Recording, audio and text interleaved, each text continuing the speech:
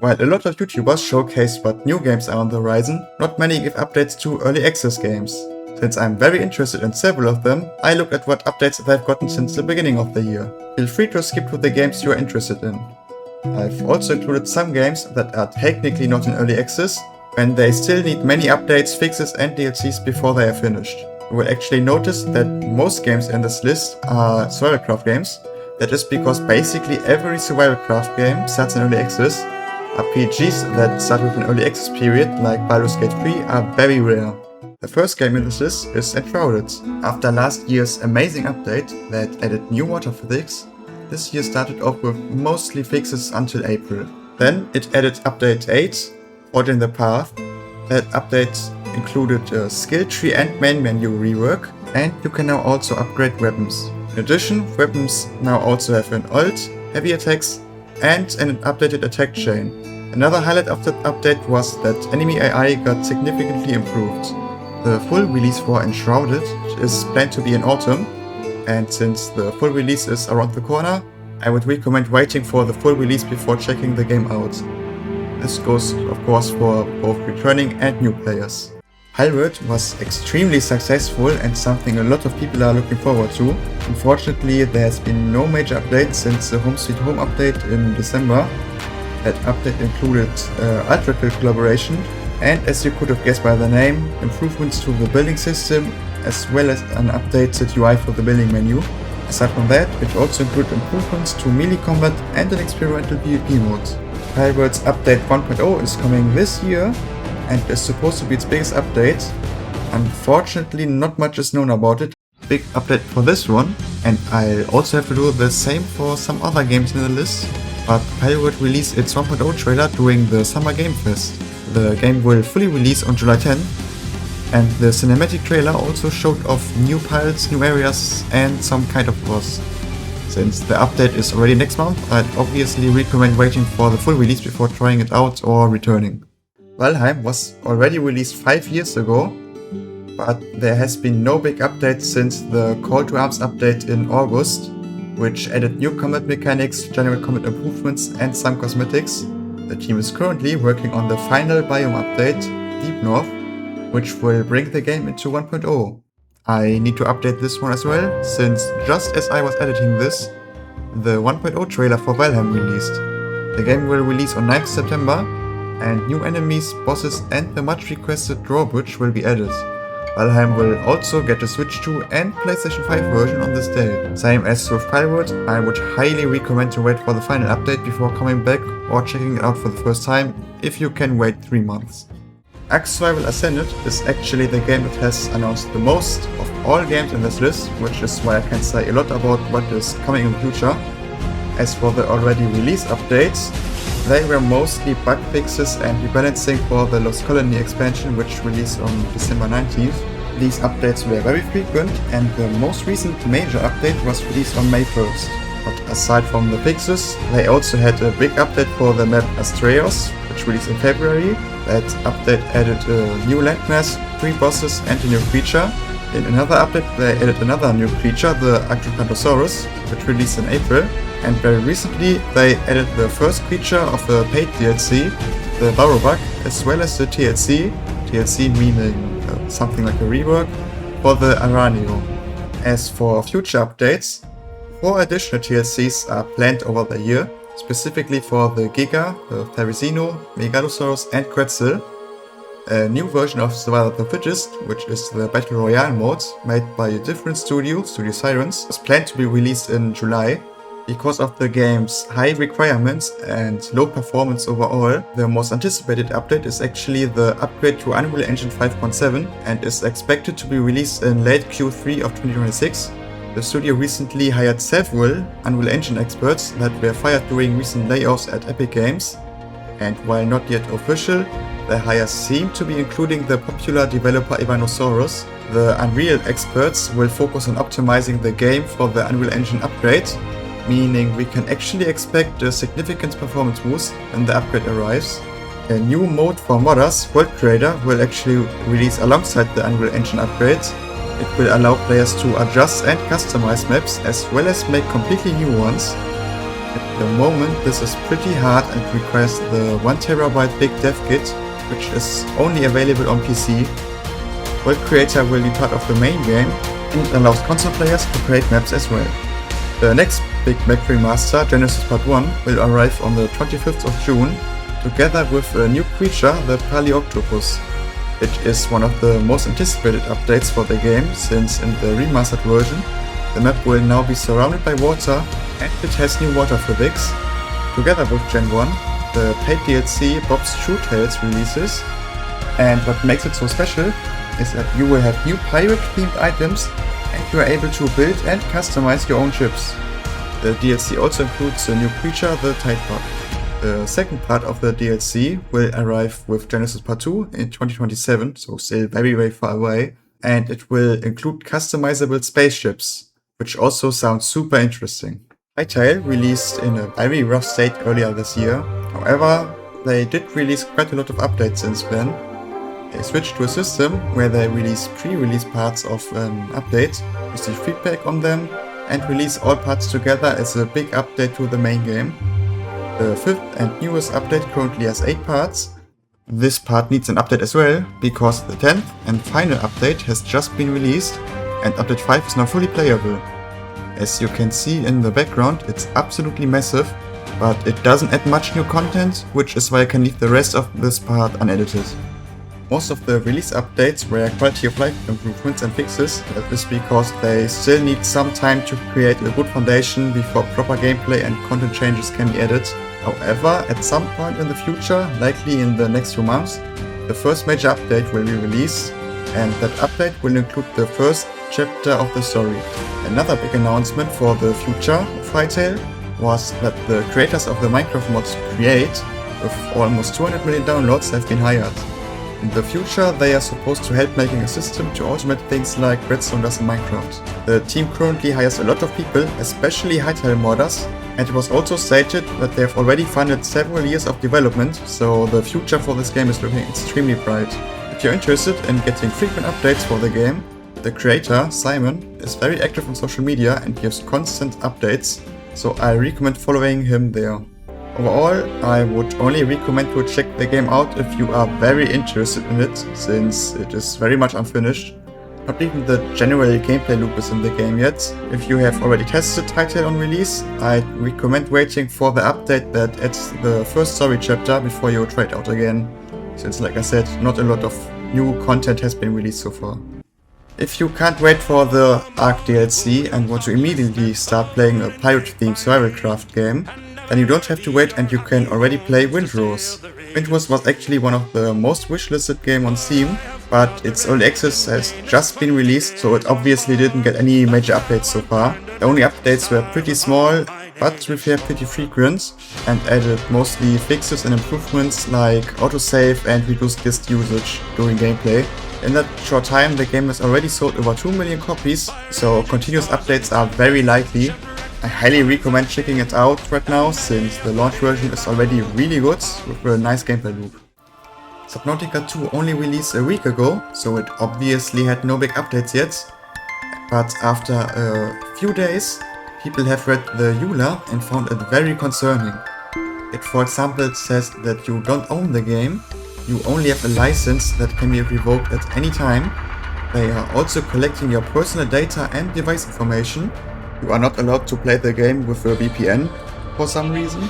You're also only allowed to play the game on one device, meaning if you are traveling and want to play on your laptop, you would have to buy the game again specifically for the laptop. Another thing is that mods that are made are owned by Krafton, not by the creator of the mods, and you are not allowed to make any money with the game, meaning even streaming and uploading Let's Plays is forbidden. Of course, this is completely ridiculous, and Subnautica devs have seen the criticism and are now looking into it and are talking with their former publisher Krafton. The full release of Subnautica 2 is expected to come out in 2 to 3 years. If you don't want to wait that long, you can definitely play it already. There are easily 15 hours of solid gameplay already available, but a lot of content is clearly missing, so I would only recommend to check it out a bit and then wait for future updates. Civ 7 was released over a year ago and was still in the borderline unplayable state. The UI was horrible, a lot of information was missing, the Civilopedia was almost empty, and many systems like the Civ switching were very unpopular. While all Civ games start off much less popular than their predecessors, they usually surpass them after a year or two of updates and expansions. With Civ 7, however, the issues were so big that even after a year it was still seen as far worse than Civ 6. Firaxis announced in February, alongside a small update that includes the new Leyley Gilgamesh, how they are planning to save the game. They said that they are working on a major update that reworks many of the core systems called Test of Time. That update took almost 4 months and is now finally released. It includes the ability to start and stay as any Civ across any age, a full overhaul of victories, a ton of UI and UX improvements, replacement for the legacy paths, the triumph system, and the new leader Alexander the Great, among other things. This update significantly improved the game, and some people consider it to be now fully released. Of course, it never was officially in early access, but it is now seen as properly playable. Because of this, I highly recommend to check it out again if you haven't played it in a while. For everyone else, now is a good time to buy it, but I personally would wait for a sale considering its high price of €70 and US. Manor Lords early access launch was 2 years ago, and it saw a lot of improvements since then, but it did not receive a lot of new features this year. Did get, however, a major update in March. That update added a new burger trot level, a new map called Twin Lakes, and better battlefield visibility among many balance and UI improvements, but that's about it. The next big update will soon come out as a beta and includes updated pathfinding, a new set of perks focusing on rural traditions, and an expansion to farming. Unfortunately, when exactly the beta will come out and when it will be fully implemented is not known yet. Since not a lot of content has been added this year, you're probably better off waiting a bit longer before returning. Since core elements of the game are still being worked on, I think it is also better to wait a while longer if you haven't played it yet. At the beginning of the year, the creator of Schedule 1, Tyler, announced that he purchased an office and is now not working alone on the game anymore. He plans to continue hiring, so that by the end of the year, Schedule 1 will have 4 developers. Looking at the pictures, however, the office is way too big for just 4 people, so I assume he will hire more people in 2027. And now for the game itself, in February, they released a big update that added better storage closets, a redesigned dealer management app, and a ton of bug fixes and quality of life improvements. The March update added a weather system, a big sprinkler, and the headshot damage multiplier for ranged weapons, among other things.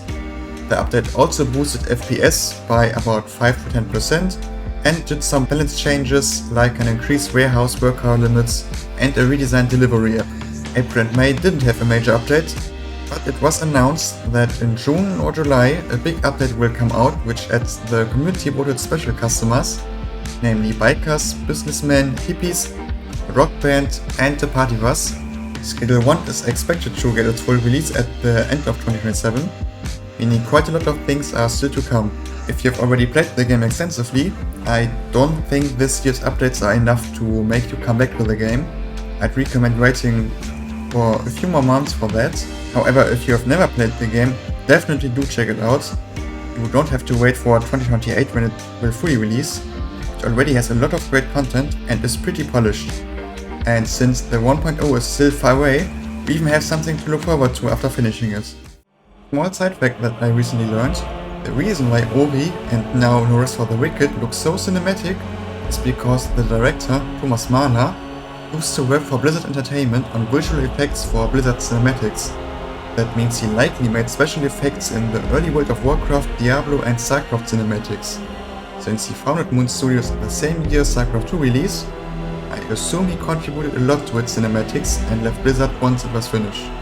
I thought that was a really cool fact and wanted to include it, but now back to No Rest for the Wicked.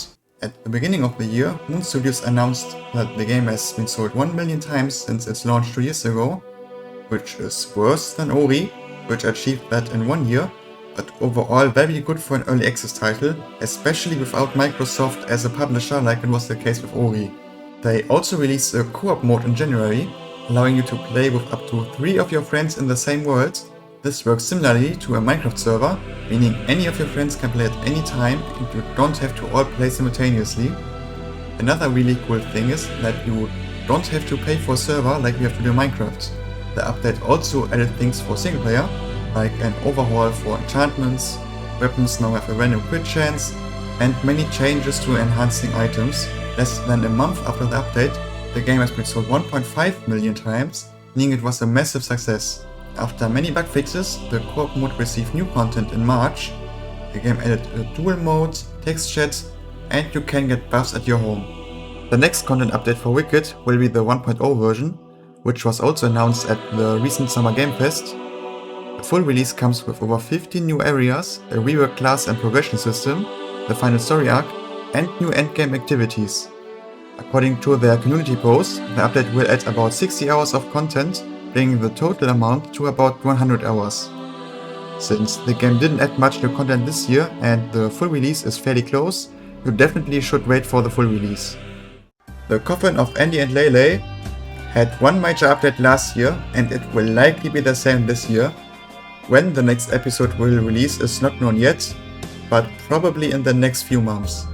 2 months ago it was announced that they are now working on all remaining routes at once, meaning next year could have several releases, or there could potentially even be another one at the end of this year. Since the game does not get a lot of updates, I'd recommend to wait for the full release if you have already played the game once. If you haven't played the game, it already has several endings, so you can definitely start playing it, but I wouldn't recommend that. I personally prefer checking out all routes one after the other to better understand the character, story and world. If you take a break for a year to do another route, you will likely forget a lot of things and miss nuances.